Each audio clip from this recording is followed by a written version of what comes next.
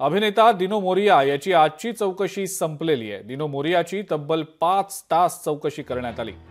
मिठी नदी आर्थिक घोटाळ्याच्या अनुषंगाने ही चौकशी करण्यात आल्याचं समजतंय।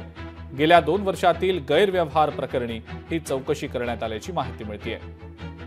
सूत्रांनी दिलेल्या माहितीनुसार दिनो मोरिया आणि कदम यांच्यात आर्थिक व्यवहार झाल्याचं तपासामध्ये समोर आल्याचं सूत्रांकडून समजतंय। कॉन्ट्रॅक्टरच्या टक्केवारीवर जर मातोश्री चालत असेल तर मला असं वाटतं त्याची इन्क्वायरी झाली पाहिजे।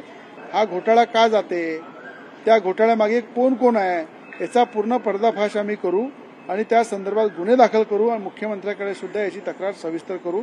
आता ज्या पद्धतीने आदित्य ठाकरे आरोप करताय, माझं आदित्य ठाकरेंना हेच म्हणणं आहे की मिठी नदीच्या गाळमध्ये, रुंदीकरणामध्ये, नाल्याच्या कॉन्क्रीटच्या नदीच्या कॉन्क्रीटच्या भिंतीमध्ये जो घोटाळा झाला त्याचं उत्तर आदित्य ठाकरेंनी दिलं पाहिजे।